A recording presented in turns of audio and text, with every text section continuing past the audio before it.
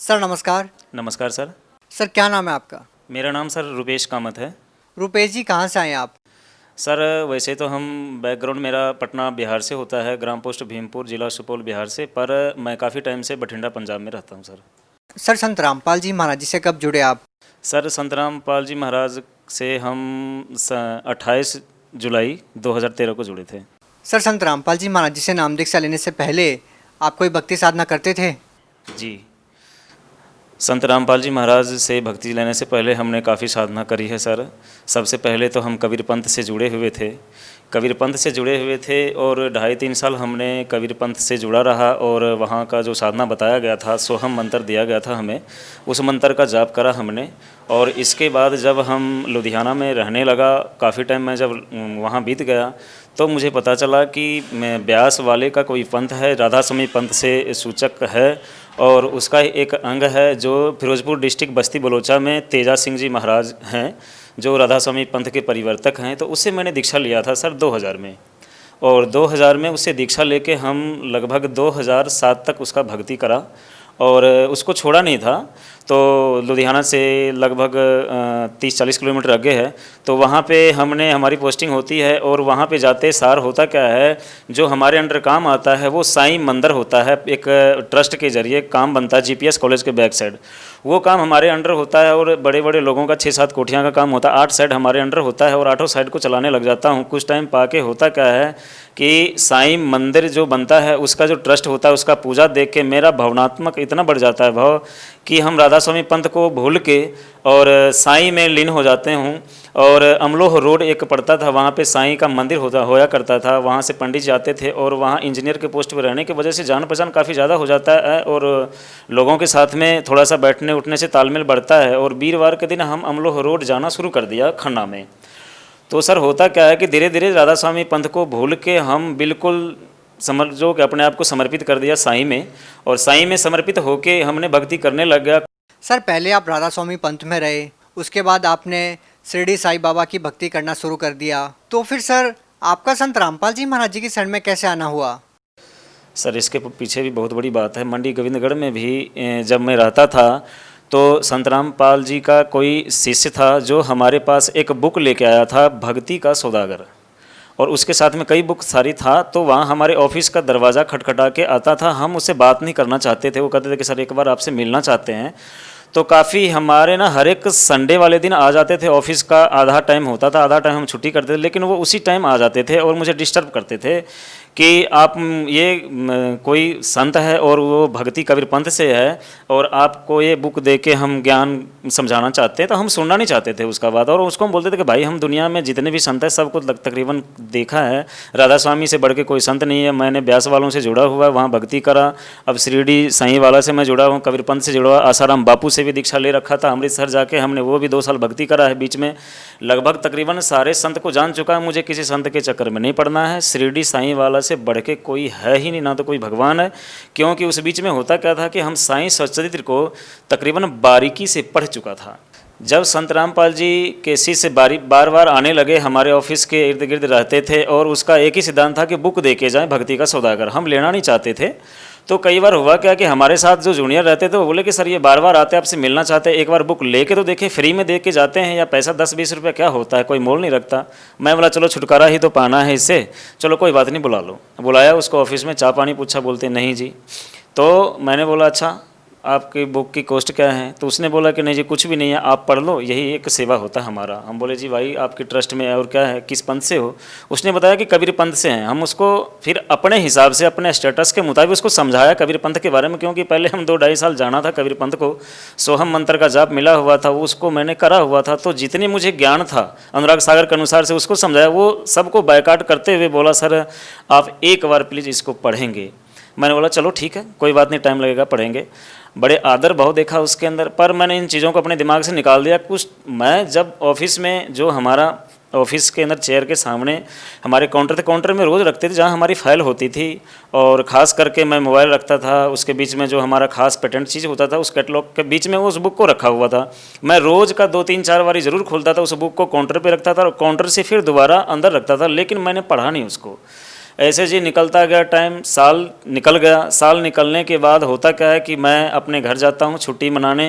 काफ़ी टाइम के बाद जब छुट्टी मनाने घर जाता हूँ तो देखता क्या हूँ कि उस बुक के माध्यम से हमारे घर में हर जगह संत रामपाल जी महाराज का पोस्टर लगा हुआ होता है और हमारी माँ उससे दीक्षा लेके भक्ति करती होती है। और हमारे घर का जो पहले की बात थी, हमारे साल 1.5 साल जाने के बाद जो स्थिति को देखा मैंने, देख के चकाचौंध रह गया कि ये क्या हो गया। ये तो बुक में छापा हुआ पोस्टर देखा था, क्योंकि उस बुक के अंदर ना कबीर साहब और संत रामपाल जी महाराज के 2 पोस्टर लगे हुए थे और फोटो को मैं देखता था पर कभी एक चैप्टर पढ़ा नहीं था कभी, और मैंने मतलब नहीं रखा था पढ़ने। मैंने चलो कोई बात नहीं, 10 रुपया ही तो गया है। जब मैं घर जाता हूँ तो होता क्या है कि हमारे वहाँ पे संत रामपाल जी का कुछ शिष्य थे, बोलते हैं कि जी आप इसको पढ़ के देखो एक बारी, आपने तो दुनिया बहुत देखा होगा, बड़े लोगों के साथ उठना बैठना है, पर इस बुक को देखो आप सब कुछ भूल जाओगे। हम बोले अरे भाई, दुनिया देखने के लिए बुक की ज़रूरत नहीं है, पढ़ना लिखना और पैसा की ज़रूरत सबसे बड़ी है। शिक्षित हैं, ज्ञान है और इसके साथ में पैसे की ज़रूरत है। दुनिया देखने के लिए बुक से कुछ नहीं मिलता। पर जो संत रामपाल जी का ज्ञान था उसके आधार पे उसने काफ़ी समझाने की कोशिश करी। समझते समझते जी होता क्या था कि हमारा जो बुरा लत था, 4:30 बजे के बाद हम किसी का नहीं सुनता था। 4:30 बजे के बाद हम 9 बजे रात तक जहाँ कहीं भी हो, किसी भी स्टेट में हो, तो या तो हम 3 स्टार में या तो हम हेवन में मिलते थे। इसके अलावा मतलब क्योंकि हमारा जहाँ भी जिस कंपनी में काम करते पहले हम बोलते थे कि भाई 5 से लेके 9 बजे तक हम किसी का नहीं है, हम काम इतना पहले कर देंगे कि आपको ढूंढने की लोड़ नहीं है। और ये हम हेवन में बिताते थे क्योंकि पैसा होता था। हम शौकीन थे खाने पीने का, और इतना शौकीन थे सर कि मैं आपको क्या बताऊं, हम ब्रांडेड चीज़ लेते थे, लत लगी हुई थी, बुराई थी हमारे अंदर। और वो टाइम था, वो संत रामपाल जी के शिष्य हमारे सामने बैठे रह गए और हमने बाइक निकाला और निकालने के बाद हम निकल जाते हैं वहाँ से और चले गए जहाँ नशा पत्ता का चीज़ जैसे कि शराब का, वहाँ पे बहुत बड़ा ठेका था, हाथा दुकान था और वहीं पे हाथा बैठने वाला था। तो वहाँ हम निकल के चले गए और चले गए तो हम वापस आए 9:30-10 बजे। लेकिन संत रामपाल जी के शिष्य जो हमारे घर पे बैठे थे 3-4, वो बैठे ही रह गए हमारे इंतज़ार में, और वो सीढ़ी चला के बाकायदा और सत्संग लगा के रखे हुए थे। जब हम 9:30 बजे आते हैं तो हम नशे में धुर्त थे, हमें ये पता नहीं लगता था कि बाइक कहाँ रोकूं, कहाँ जाऊं, किधर। पर सामने संत रामपाल जी का प्रवचन चल रहा था। तो आते सार मुझे बड़े आदर से, ड्रिंक किया हुआ था हमने, लेकिन बड़े आदर से मुझे बैठाते हैं कुर्सी पे कि आप बैठो यहाँ पे। तो हम वहाँ 2 मिनट बैठा, हमारे पल्ले नहीं पड़ा और हम वहाँ से उठ के चले जाते हैं। और अब हम अपने बेडरूम में चले गए। बेडरूम में चले गए तो नशे के हालत में देखते हुए संत रामपाल जी के शिष्य हमें कुछ नहीं कहे और वो चले गए। सत्संग चलता रहा होगा ये मुझे पता नहीं। जब हम सवेरे सो के उठते हैं तो मेरे उठने से पहले हम देखे कि वो भाई जो थे 3-4, वो फिर देखे बैठे हुए। हम बोले भाई तुम्हारे को काम नहीं है? वो कह रहे हैं कि नहीं काम तो बहुत है सर, लेकिन आप बहुत दिनों के बाद आए हो इसलिए आपसे मिलने का इच्छा इतना था कि आपसे बात करें, लेकिन आप है कि हमसे बात नहीं करना चाहते हो, आप तो नशे में रहते हो, आप इतना ऊपर चले गए कि हमें पता ही नहीं था कि अपने आप को भी भूल गए हो और अपनापन की तो बात ही नहीं रही। उनके बातों में थोड़ी सी दम लगी कि भाई ये बात तो सही है कि इतने दिन के बाद हम आए, हमारे से मिलने के लिए बेचारे आ जाते हैं, पर इनके बातों पे गौर ना करके हम ड्रिंक करने चले जाते हैं, दारू शराब में डूबे हुए हैं हमेशा, यही बातें। तो होता क्या, मेरे जेब के अंदर ना बड़े कॉस्टली सिगरेट था जो हम लेके जाते थे, ठंडा वो उसका निकलता है। तो मैंने अपने जेब में सिगरेट का डब्बा रखा हुआ था और संत रामपाल जी के शिष्य को बोलता हूँ चलो ठीक है, बड़े दिनों के बाद आए हैं, सिगरेट लगा लो। और उसको मैं जैसे ही देता हूँ तो वो कहते हैं नहीं नहीं, और हाथ जोड़ लिया, बोलता है ये बहुत ही गंदा चीज़ है, इसको हम लोग हाथ नहीं लगाते। हम बोले भाई इतना कब से सुधर गया तुम लोग? बोले सर जब से आपकी दूरियां बढ़ी है तो अच्छे लोगों से तो हमारी मिलन हुई है, आपसे दूरियां बढ़ी है, आप में जो अच्छाई जितना बड़ा है उससे कई गुना ज़्यादा मुझे महसूस होता है कि आप कहते हो अच्छा, लेकिन हमारे नज़र में आप बहुत जगह दलदल में चले गए हो, हम इन चीज़ों को छोड़ चुका है, हम हाथ नहीं लगाते। ये तो आप काफ़ी दिन के बाद इसलिए बैठे, नहीं तो आम आदमी होता तो मैं उसके पास भी नहीं बैठते। तो इन बातों से ना हमारे दिल में चुभन सा, अरे तुम कहते हो कि मिलने आए हैं और दूसरी बात तुम कहते हो कि हम पास नहीं बैठते, ये तो अच्छी बात नहीं है। पर चलो जो बात करना चाहते हो करते हैं हम बातें। नाश्ता की तैयारियां हुई, मेरी मदर नाश्ता लेके आई और जगह जगह पे संत रामपाल जी का पोस्टर लगा हुआ था, कबीर भगवान का लगा हुआ था, अच्छा सा लग रहा था, दिल को छूता था कहीं ना कहीं बात, हमारे मन में कसक जगी। और उसी दिन मैंने बोला कि भाई तुम कहाँ पे हो? जो संत रामपाल जी के शिष्य थे तो बोले कि जी हम यहीं पास में ही हैं। हमने बोले यार तुम आज सत्संग लगा के मुझे सुनाओ कि इस सत्संग में आखिर ऐसा है क्या कि ये सारी बुराई जो लत लगी रहती है इंसान को वो दूर हो जाता है, क्योंकि हम तुम पे भरोसा तो कम करते, आखिर में मेरी माँ कह रही है तो कहीं ना कहीं सच्चाई होगी। तो जी हुआ क्या कि उसने सत्संग ले आके भक्तों ने लगाया और शाम के 4 बजे ही लगा दिया और सत्संग देखना हम बैठ गए आराम से। सिगरेट का डब्बी हर एक 2 मिनट बाद लगा लेता था, पर सत्संग में ऐसी कसक बनी कि आधा घंटा के बाद मैं सिगरेट को लगाना ही भूल गया। सिगरेट जेब में पड़ी रह गई, माचिस सामने पड़ा रह गया और सत्संग में इतना दिलचस्प आया। सत्संग ऐसा चल रहा था कि संत रामपाल जी सृष्टि की रचना के बारे में बता रहे थे। सृष्टि की रचना के बारे में हमें भी पता था, कुछ ज़्यादा समय पंथ में रहने से अनुराग सागर बुक मैंने लेकर आया था और पढ़ा था। तो अनुराग सागर के विपरीत कुछ लगा था मुझे, क्योंकि अनुराग सागर में मैंने पढ़ा था ब्रह्मा विष्णु महेश का माता पिता के बारे में क्लियर नहीं करा हुआ है अनुराग सागर में। और जब यहाँ सृष्टि की रचना संत रामपाल जी सुना रहे थे, उसमें बता रहे हैं कि संत रामपाल जी महाराज की ब्रह्मा विष्णु महेश के माता पिता भी हैं और दादाजी भी हैं, और वो हैं कबीर साहब।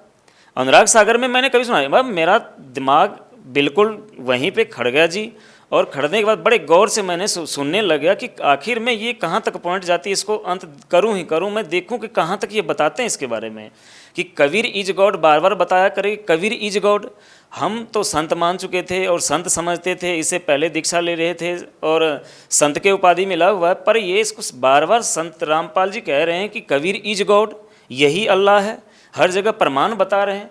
दिलचस्पी बढ़ती गई, सत्संग को मैंने दिल से सुना और सुनने के बाद हमारे अंदर कहीं न कहीं जागी और हमारे मन में आ गया था कि ये संत हैं, ज़रूर कुछ हट के सत्संग सुना रहे हैं। सर, आप राधा स्वामी पंथ से भी जुड़े रहे हैं, आपने आसाराम बापू से भी नाम दीक्षा ली है, इसके साथ साथ आपने साईं बाबा की भक्ति भी की है। इतने सारे बड़े बड़े पंथों में जाके आप आए हैं, इसके बाद अचानक संत रामपाल जी महाराज जी से प्रभावित होना क्या सिद्ध करता है? सर देखिए, पता क्या है कि सच्चाई तो आती आती है अचानक से। हर जगह जाके ठोकर खा के कहते हैं ना कि खीर से मुंह पका हुआ छाछ पीने को डरता है। आज हालात ऐसा ही हो चुका है लोगों के सामने, लेकिन हमारे सामने ऐसा हालात नहीं था। हम जगह जगह जाके हर जगह भक्ति करके देख के दुनिया को देख चुका था। पर संत रामपाल जी का प्रवचन अगर काश में पहले सुना होता तो मुझे लगता है कि मैं पहले ज्ञान को सुना होता और समझा होता। आज जो परिस्थिति में अभी हूँ, कुछ साल पहले इस परिस्थिति को देखा होता हमने। हुआ क्या है कि सर, हमने ज्ञान को जब देखा समझा, जब संत रामपाल जी प्रोजेक्टर के माध्यम से जब एक एक पेज को खोलता है तो वाकई दिल को छूने लग जाता है। कहीं ना कहीं संत रामपाल जी महाराज जी का जो ज्ञान है वो राधा स्वामी पंथ से, संत आसाराम जी से या साईं भक्ति से अलग है। लेकिन बात करें यदि बदलाव की, तो आपके जीवन में संत रामपाल जी महाराज जी से नाम दीक्षा लेने के बाद क्या क्या बदलाव आए हैं जो पहले कभी नहीं आए? सर ये भी बहुत कठिन सवाल आपने पूछा है। ज़िंदगी में मैंने तो कहते हैं बदलाव, यहाँ पे तो रोटी कपड़ा मकान, ये 3 चीज़ों को ही सबसे उत्कृष्ट मान रखे हैं इंसान। लेकिन इन रोटी कपड़ा मकान के पीछे भी बहुत बड़ी राज छुपी होती है। होता क्या है कि मैं बहुत पैसा कमाता था पहले, इतना पैसा कमा के सुख और सुकून की ज़िंदगी मैंने कभी नहीं जीता था, क्योंकि शाम मेरा निकलता था बियर बार में, कहीं हेवन में या 3 स्टार में। मैंने कभी अच्छा टाइम नहीं देखा शाम के टाइम में। रात को मैं लड़ ही जाना या किसी को गाली गलौज कर देना, उल्टा अभट शब्द का प्रयोग करना, तो वो चीज़ नहीं। अब जो सुकून मुझे मिला है, अब जो मैं व्याख्या करूं तो शायद बहुत, जितना कर दूं उतना कम है। संत रामपाल जी महाराज के अनुयायी ये कहते हैं कि संत रामपाल जी महाराज जेल में बेशक है, जो भी उनसे नाम दीक्षा लेता है उनको लाभ मिलते हैं। क्या आप इन बातों पर विश्वास रखते हैं? बिल्कुल जी, बिलीव करने वाली बात है। संत रामपाल जी महाराज जेल में है, आप कहते हैं कि क्या उसको फल या फ़ायदा मिलता है? हम तो कहते हैं संत रामपाल जी महाराज मेरे सामने हैं। आज अगर मैं आपके सामने हूँ, आपसे बात कर रहा हूँ, तो मुझे दिखता है कैमरे के पीछे संत रामपाल जी महाराज। अच्छा, आप एक बात बताइए, संत रामपाल जी महाराज जी से आप लोग जुड़े हुए हैं, संत रामपाल जी महाराज जी के बारे में और उनके शिष्यों के बारे में एक बात ये भी निकल के आती है कि संत रामपाल जी महाराज जी के जो शिष्य हैं वो शिक्षित नहीं है, लेकिन आप एक सिविल इंजीनियर है। आप इन आरोपों के बारे में क्या कहना चाहेंगे? क्या ज़्यादातर लोग शिक्षित नहीं है, इस कारण से जो संत रामपाल जी महाराज जी के जो अनुयायियों की संख्या है वो लगातार बढ़ रही है? देखिए सर, होता क्या है कि कहते अधजल गगरी छलकत जाए, थोड़ा पढ़ा और थोड़ा अनपढ़। कि हमने भी सुना है, हम जब दिल्ली से एक बार आ रहे थे तो कुछ पुलिस वाले हमें जिंद में मिल गया था और आपस में सिगरेट पी रहे थे। हमने बोला कि सर सिगरेट पीना गुनाह है। तो मुझे बोला कि क्या तुम संत रामपाल जी का शीश है के, संत रामपाल का चेला है के? और मैंने अस्पष्ट बोला था कि जी हम संत रामपाल जी के चेला हैं, इसलिए तो हम नहीं पीते हैं ये, और कानून का उल्लंघन हम नहीं करते। आप ट्रेन में बैठ के एक कानून का रखवाला हो के आप सिगरेट पी रहे हो, तो उसने मुझे गाली गलौज भी करा था और डांटा भी था। पर मैंने जब संत रामपाल जी का बताया हुआ मार्ग समझाया और ज्ञान जो मेरे अंदर जितना मैंने सीखा जब बताया, तो उसने ज़रूर कहीं न कहीं सोचा और सिर नीचे करके नीचे उतर गए सर। और उसने जो गाली दिया उसके लिए क्षमा भी मांगा था, पर हमने उसको उल्टा जवाब नहीं दिया था और गाली गलौज हमने नहीं करा था, क्योंकि हमने संत रामपाल जी के बताए हुए उस बात को बताया था कि संत रामपाल जी ये सिखाते हैं, क्या संत रामपाल जी का शिष्य होना गुनाह है? आप दावा कर रहे हैं कि संत रामपाल जी महाराज जेल में होने के बावजूद लोगों को लाभ दे रहे हैं, आपको क्या लाभ मिले हैं? सर लाभ तो बहुत है, आपको क्या बताऊं मैं। जब से मैंने संत रामपाल जी के शरण में आया हूं, सबसे बड़ी बात तो यह है कि मानवता की पहचान हुई। इंसानियत क्या चीज़ है उसको मैंने जाना, उसको जानते हुए भक्ति को पहचाना। ये 33 करोड़ देवी देवताओं के चक्कर में पड़े रहते थे। हम दीक्षा लिए हुए थे राधा स्वामी पंथ को, उसको भी नहीं भूला। दोबारा दीक्षा ले लिया था आसाराम बापू का, उसको भी नहीं भूला। तिवारा साईं मंदिर में चले गए, साईं का एक ट्रस्ट बन गया, बहुत अभिन्न अंग बन गया मैं। तो 33 करोड़ के चक्कर में लगे रहते। आज जो मुझे लाभ है कि इन सारी बुराई जे 33 करोड़ में धक्का खाने से एक ही भक्ति, जिसको एक गॉड, एक अल्लाह, एक परमात्मा कहते हैं, उसका मुझे रास्ता मिलाया और उस परमात्मा से परिचित कराया और उसको मैंने देखा और उसके भक्ति में लगे रहते हैं। सारी बुराइयों को त्याग दिया। आज हमारे पास अच्छा घर है बठिंडा डिस्ट्रिक्ट के अंदर और बड़े कम समय में बड़े अच्छे पैसा कमाया हमने।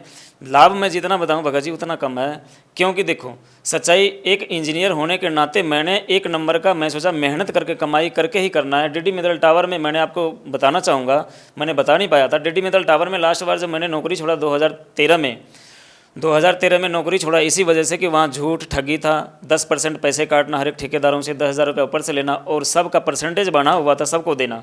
ये काम करने के लिए हमारे संत रामपाल जी महाराज पहले मना किए हुए, ठगी नहीं मारनी, झूठ नहीं बोलना, बेईमानी नहीं करना, रिश्वत नहीं लेना। तो ये कहीं ना कहीं हमारी नौकरी में और हमारी ज़िंदगी में बाधा था, भक्ति नहीं होना था, जिसके कारण मैंने नौकरी छोड़ा था।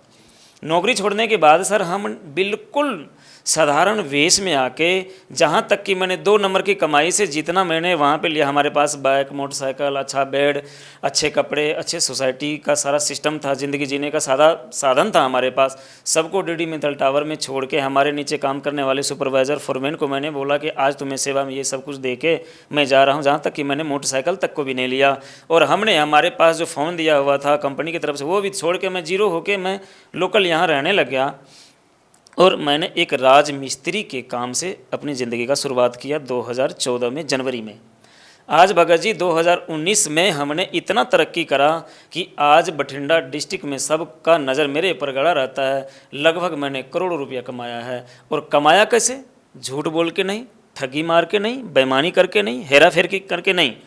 आज भी कंपनी को पता लगता है, ऑफर देता है। जिस टाइम छोड़ के आया था वो कहता है आज ना कल बेटा तू मेरे पास ही आएगा, क्योंकि ये लत ऐसा है जिसको इस ऑफिस का और एसी का ऐसो आराम नज़र आता है, वो धूप में और बाहर कहीं धूल में टिका नहीं सकता। और मैंने उसको चैलेंज करा था कि ऐसे है सर, अगर मैं दोबारा आऊँगा तो अब मैं आपके पास नहीं आऊँगा, मैं सीधा ऊपर जाना चाहूँगा, लेकिन आपके पास आने से अच्छा ऊपर चले जाना, क्योंकि मुझे सच्चाई से परिचित मैं हो चुका हूँ।